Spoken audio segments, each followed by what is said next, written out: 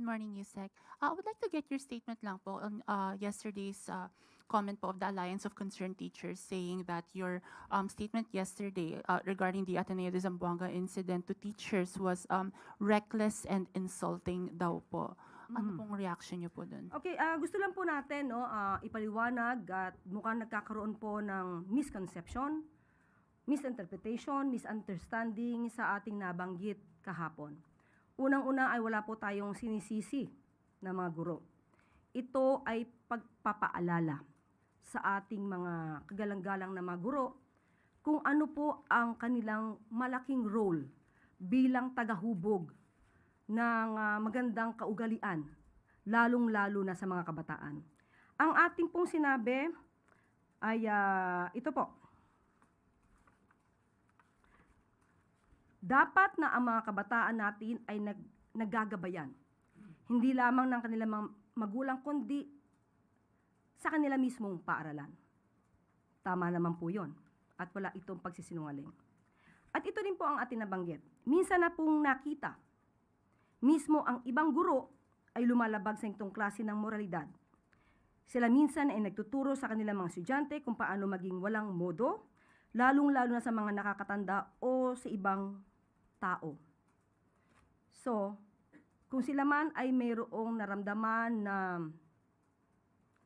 galit dahil sa ating tinuran, muli, gusto lang natin ipakita dahil baka hindi alam ng ating mga guro yung ibang nangyayari sa mga ginagawa ng ibang guro. So, nais ko pong ipaliwanag kung saan po ito nagmula para hindi po sila maiba ang kanilang pananaw sa ating sinabi. Dahil gusto ko rin po namang mapatunayan na itong ating sinabi ay naaayon din po sa mga naimbestigahan. Ito po ay isa lamang sa mga nakita natin.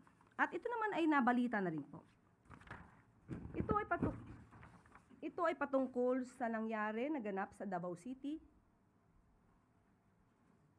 kung saan may mga, hindi ko na po babanggitin kung saan eskwelahan. Dito po ay mga estudyante mismo, may mga sinasabi habang nandoon ang Pangulo. Mahirap banggitin yung mga words. Hindi katanggap-tanggap para mga kabataan ang magsalita ng ganito. So, ibibigay ko na lang siguro sa inyo kung ano yung mga sinabi nila. Yung isa nag-start sa letter B, yung isa nag-start sa letter Y, yung isa nag-start sa letter M and H.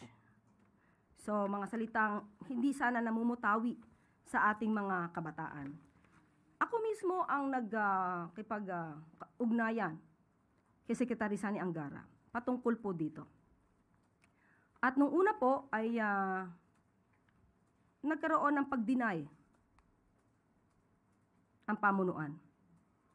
Ngunit nung mas malalim na pag-iimbestiga, nalaman natin ang katotohanan patungkol sa mga ginawa ng mga estudyante. At isa pa po ito, maliban po dito, at ngayon po ito ay under investigation pa rin po. Isa po itong video. Isa po itong video nagawa ng isang guro. Di na po namin babanggitin kung sino po ito at kung anong paaralan.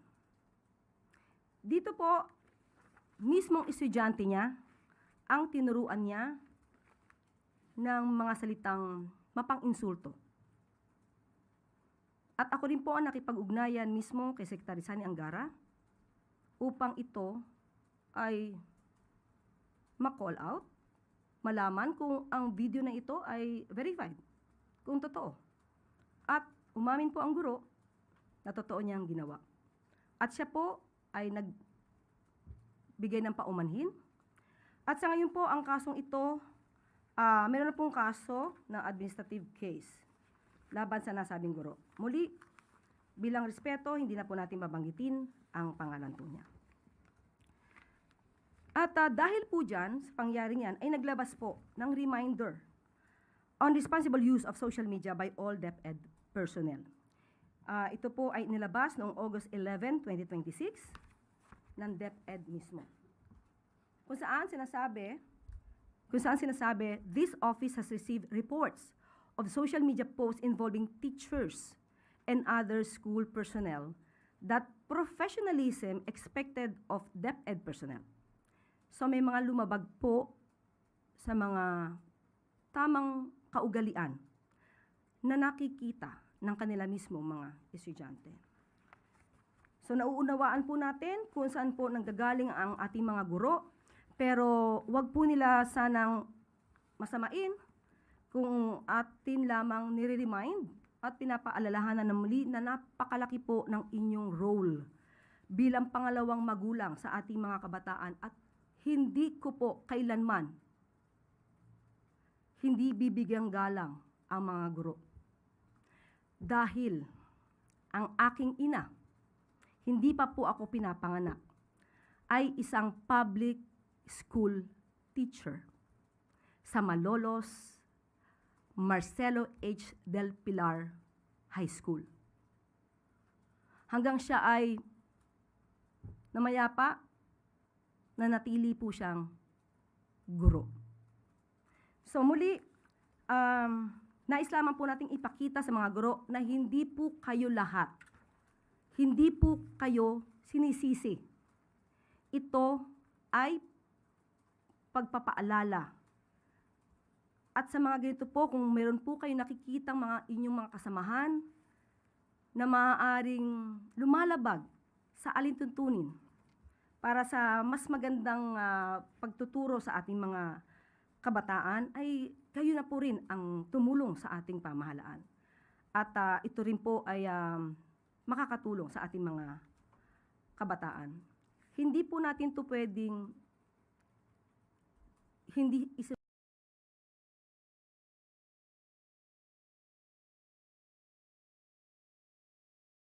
walat mga paaralan. So sa ganito po ay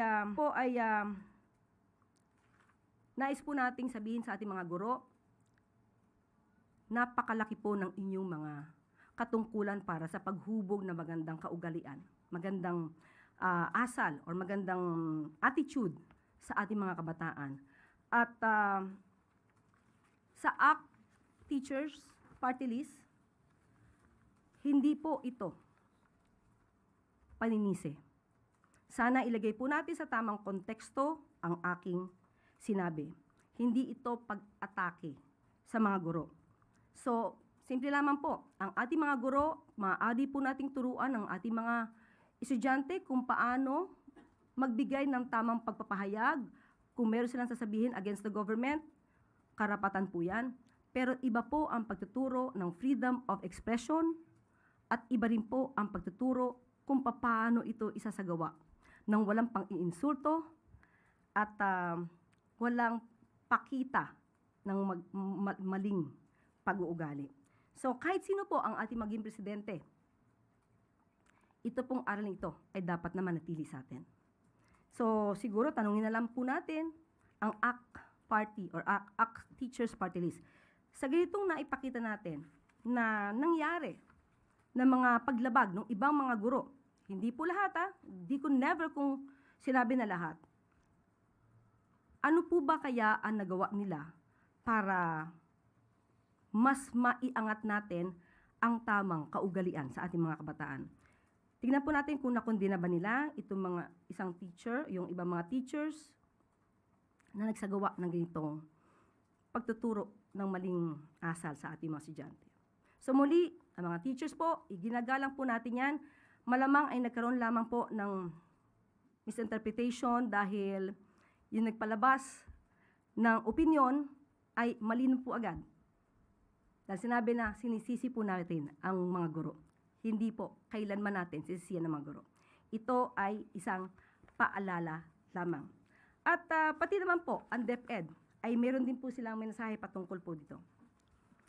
Gusto lang linawin na hindi ito tungkol sa paninisi sa mga guro. Ang punto ay kilalanin ang napakahalagang papel nila bilang pangalawang magulang ng ating mga learners. Malaki ang papel nila sa paggabay, pagprotekta at paghubog ng values and character ng ating mga anak, pati na rin ang pagiging mabuting halimbawa sa kanila. So yan po, mga guro, kayo po ay iginagalang at binibigyang respeto, lalong-lalo na ng Pangulo at ng administrasyong ito. Okay, sunod na tanong mula kay Ann Soberano, Bombo Radyo. May follow-up ba, Ivan? Go ahead. Yusek, in that lengthy response, you did not mention the word apology. So you're not apologizing to the teachers. Regardless if these are members of Alliance of Concerned Teachers or baka meron lang po mga ordinaryong mga guro na nasaktan dun sa sinabi ninyo. Kaya nga po, sabi po natin, kinikilala po natin yung nasaktan nilang damdamin. At gusto kong ipaliwanag kung saan maaaring nanggaling yung sama ng loob nila. Dahil never po ako nanisi ng guro. Maliwanag po yung sinabi natin kahapon. So sa mga nagdaramdam, ito po ang maliwanag na, ito po ang aking ipinaliwanag sa inyo para po maibsan yung inyong sama ng loob kung meron man po. Kasi dapat ilagay lang po natin sa tamang konteksto yung nangyari. So no apologies, Yusek. Ivan, hindi tayo pwede ditong magkaroon ng, sorry for the word, ayoko magkaroon ng additional na pang-iintriga dito. Dahil, muli, gusto kong linawin, naiintindihan ko po kung saan nanggagaling yung mga guro, at wala po tayong sinabi na sila ang dapat sisihin. Ipinapakita lamang po natin kung gaano kalaki yung kanilang role bilang pangalawang magulang sa ating mga kabataan. So ngayon, ipinakita ko kung bakit yun yung nasabi natin dahil totoo naman na mayroong mga guro na hindi nagsilbing maganda or modelo sa ating mga kabataan. Kaya hinihimo ko po ang ating mga kagalang-galang na guro na magtulong-tulungan po tayo kung meron din po kayo nakikita mga ganitong klase mga nangyayari sa kapwa nyo guro, paalalahanan po natin na kayo po ay tinitingala bilang tagapagturo na magandang kaugalian sa ating mga kabataan. Sorry, Yusek, I did not mean to create intrigue, pang-iintriga as you might be implying. Ang sa isip ko lang ho kasi ngayon, what if after listening to your explanation, yung mga guro na nasaktan, ganun pa rin po ang kanilang pakiramdam?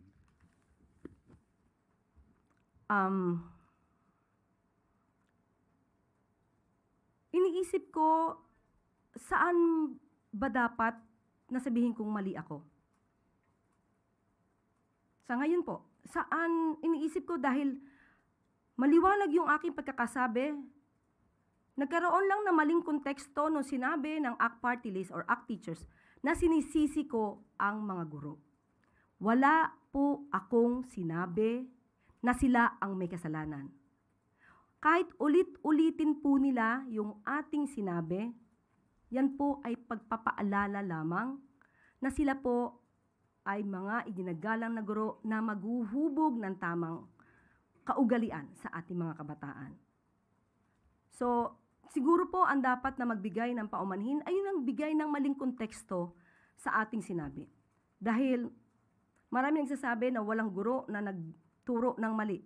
Ipinakita ko po sa inyo ngayon ang mga guro na nagkaroon ng pagkakamali at yan din ang ayaw natin pamarisan pa ng iba pa nating mga kababayan.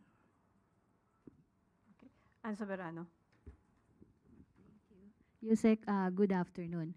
Yusek, I just want to get the reaction ng Palasyo regarding po sa dalawang insidente ng pamamaril no, sa mga paaralan. Una po sa Tacloban and then kahapon po sa Ateneo de Zamboanga.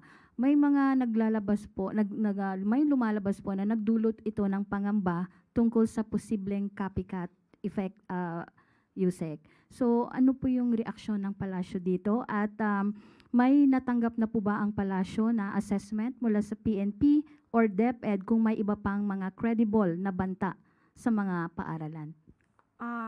Opo, medyo kailangan na rin po natin siguro alamin kung paano ibabalita itong mga ganitong klaseng sensitibo na pangyayari, lalo-lalo na apektado ang mga minor de edad.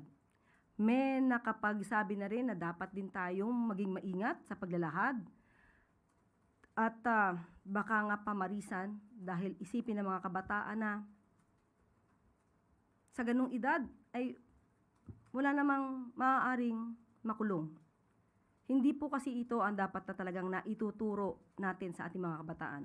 Ang dapat nating itinuturo ay ang tamang pag-uugali, paano igalang ang ating mga ang kapwa, at kung paano makitungo sa ating mga kaklase, sa ating mga guro, sa mga elders. At napag-usapan na rin po namin kanina na Secretary Dave Gomez ang patungkol dyan. At ito po ang mensahe niya patungkol po sa paglalahad ng mga balitang katulad ng nangyari. And I quote, "We reiterate our position that in incidents involving minors, all state media must exercise the highest level of caution in how such tragedies are reported. We will not impose restrictions on private media organizations. However, we respectfully appeal to them to exercise extreme care and responsibility in their coverage. In particular, we ask for restraint in reporting that may compromise the dignity, safety, and privacy of minors, the bereaved families, and the ongoing response and investigation efforts, and to avoid details that may encourage copycat acts." So yun po ang mensahe ni Secretary Dave Gomez. At patungkol naman po sa ginagawa po ng DepEd, ito po ang mensahe ng pamunuan po ng DepEd. Kahit bago pa magsimula ang school year noong June at lalo na pagkatapos ng insidente sa Tacloban, inatasan na po ng Pangulo ang DepEd na magsagawa ng nationwide school safety audit. Na i-present na rin po sa Pangulo ang results at mga ginagawa ng DepEd tulad ng bag inspection, paglalagay ng metal detectors at CCTV at pagdagdag ng security guards lalo na sa malalaking schools. Ngayong school year, ipinatupad na rin po ng DepEd ang strengthened school safety protocols alinsunod sa utos ng Pangulo noong nakaraang taon. Sa August 25, magkakaroon din po ng nationwide school safety drill para mas maging handa ang ating mga paaralan. At may report din po ang PNP. Ayon po sa PNP, patuloy ang pakikipag-ugnayan ng PNP sa DepEd, DILG, LGUs at mga paaralan para matiyak ang seguridad ng ating mga estudyante at school communities. Mula pa na mangyari ang insidente sa isang paaralan sa Tacloban, Leyte noong Hunyo, hindi na tumigil ang PNP sa monitoring, assessment at pakikipag-ugnayan sa school authorities at local governments. Ngayong nagkaroon ng panibagong insidente sa Zamboanga kahapon, patuloy nating nire-review ang security situation at mga existing measures sa mga paaralan, lalo na kung may kailangan dagdagan o ayusin. At ito pa rin ang patungkol naman sa copycat. Tungkol naman sa posibilidad ng copycat threats, hindi tayo dapat magbigay ng konklusyon hanggat wala tayong validated information kung may report ng isang particular o credible na banta. Agad nating itong i-validate at i-assess ng ating mga kapulisan kasama ang mga concerned agencies. May existing security measures at coordination mechanisms na tayong ginagawa sa local level at patuloy natin itong ina-assess depende sa sitwasyon ng bawat lugar. Kung may karagdagang nationwide measures or standardized school safety protocols na ipatutupad, makikipagtulungan ng PNP sa DepEd, DILG, LGUs at iba pang concerned agencies. Ang focus natin ay prevention, maagapan ang anumang banta, mabilis na reporting, tamang assessment, at close coordination para sa agarang police response. May mga operational details din tayong hindi muna pwedeng ilabas para hindi makompromiso ang security measures at maiwasan ang unnecessary alarm sa publiko. Yan po ang mensahe ng pamunuan ng PNP. Sunod na tanong mula kay Clizel Pardilla, PTV. Good morning po, Yusek. Yusek, batay po dun sa submitted 2027 NEP, how much has been allocated to strengthening security in schools at ano po yung mga nakapaloob? How committed is the President to securing the necessary budget po for school security measures? Opo, sinabi po mismo ni Secretary Sani Angara na isa ito sa kanilang tututukan at paglalaanan po ng pondo. Hindi po natin nakuha yung pinaka-eksakto na amount kung magkano ang ilalaan dito.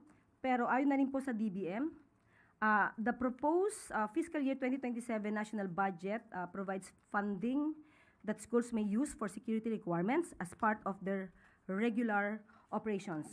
For public schools, provisions for security services are generally lodged under their maintenance and other operating expenses, MOOE, and regular programs, rather than presented as single, separate budget item labeled school security. So, maasahan po na mayroon pong ilalaan na pondo para po sa mas pinaigting na seguridad sa ating mga kabataan, lalo-lalo na sa mga eskwelahan.